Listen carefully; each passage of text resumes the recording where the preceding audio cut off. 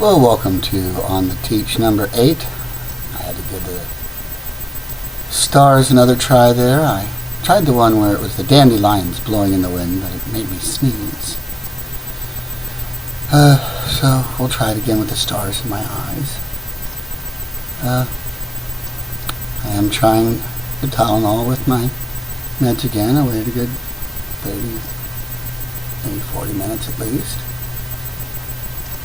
Not too hungry, not too lonely, not too tired. I should be relatively clear-headed for this one. That'll be a change.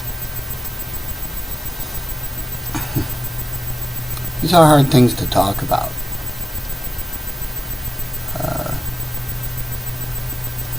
And I feel like a jerk for even saying them, because I know they're not that big of a deal.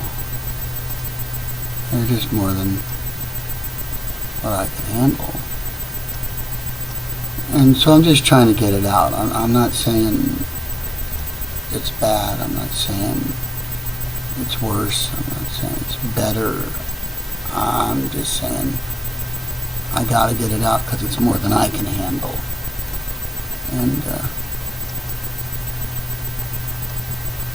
I used to not think that. I used to think, boast about some of this instead of be horrified by it. I don't know. You have to have a different understanding and a longer view to get through these situations. But in a lifetime view, even a long view, isn't as satisfying as it seemed to be a long time ago. So things that I thought were okay now I'm not so sure they're okay. Things that I didn't think were okay then, maybe I'm trying to change my mind on at least some of them. But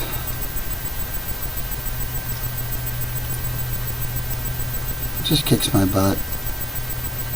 The random nature of it all. I wish it was clearer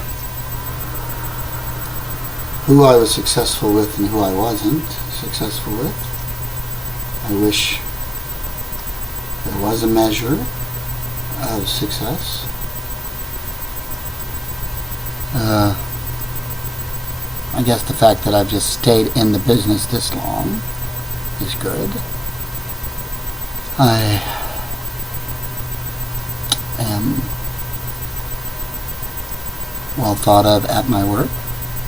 When I wasn't there, I was horrible. I am better than nobody. Come here, Lacey. New member of the family. She wanted to argue sometimes. Come here, Lacey. And then she gets shy. Or you can just sit on the floor and wag your tail. That's an option too. Or you can come up here. She mostly likes to sit in ladies' laps. And quite frankly, so do I. So I used to blame her. I need to move my wallet and my keys out of my lap, at least.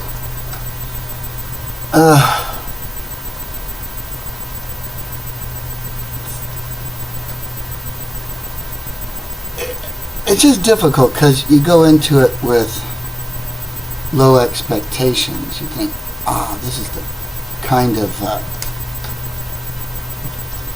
job where I don't have to ever hope that I'm going to have a good class. I just know that I'm not. It's going to be a bad class. And I know I'm going to have a tough students, and I know any given day I'm going to be assaulted or stop somebody from being assaulted. I'm going to be verbally abused. Sometimes in some very shocking ways. Especially when they're coming from small children. The illiterate 5-year-old who was still able to remember all the words to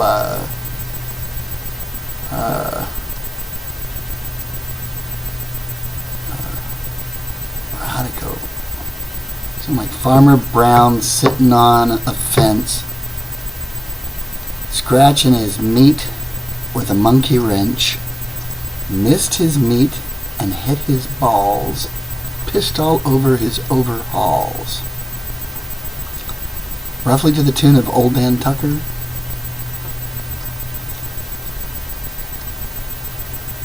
Grandpa's there sitting on a fence, scratching his nuts with a monkey wrench. Scratching his meat with a monkey wrench. Missed his meat, hit his balls, pissed all over his overalls. And you know, after you hear that, I don't know, 40, 50 times, a 5-year-old starts to wear on you. And there's always some kind of interruption in class. You'll never get to a complete lesson. Mostly you never get to a complete sentence. Or somebody's coming in late and needs breakfast, or somebody throws a chair and needs a hold. And I've taught underneath desks, and I've taught while holding a kid. I've read books while I was holding a kid, another kid. Check their work while I'm holding another kid. And it's just something that you do. It's just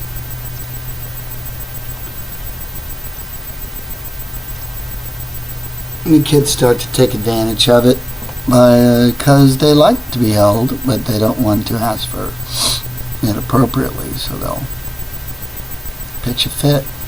And frankly, we were taught not to hug them when I first began. Now you're taught to hug them. I don't know. It was basically explained to me every time you touch a kid, you're taking your job in your hand. And so the only safe course of action is to never touch a kid. Well, I can't take a safe course of action, so I'm not safe. And that's from the higher-ups. Now you're told, hand on the back, look in the eye, say their name, magic triad. Then there's the head of student services who tried that pat on the back thing in 78 and got teeth sunk into the fat part of her thumb. And she was rolling across the ground and it was her fault. And I've told this story before.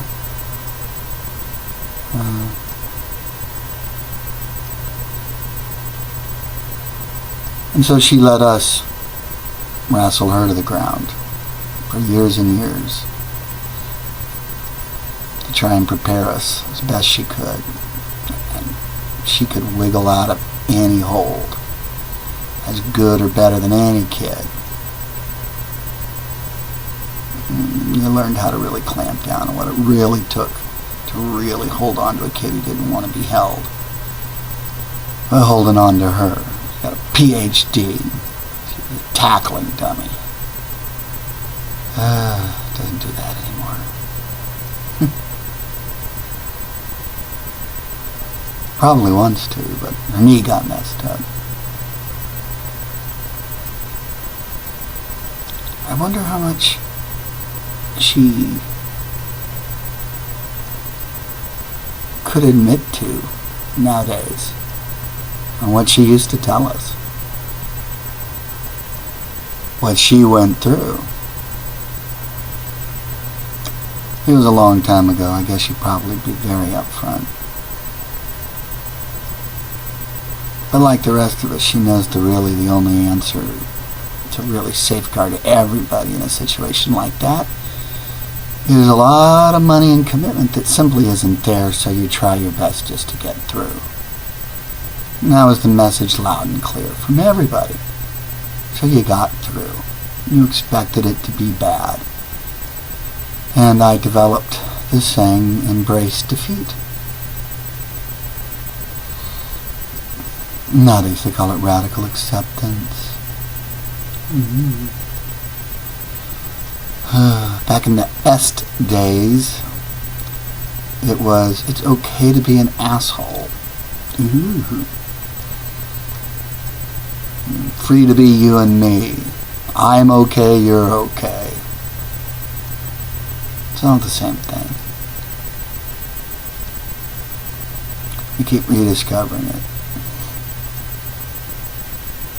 If you don't know where you are, you can't get any place. If you keep trying to pretend or wish you were someplace else, you can't really look around and properly evaluate your situation. Embracing defeat doesn't mean you are defeated. That's the starting point.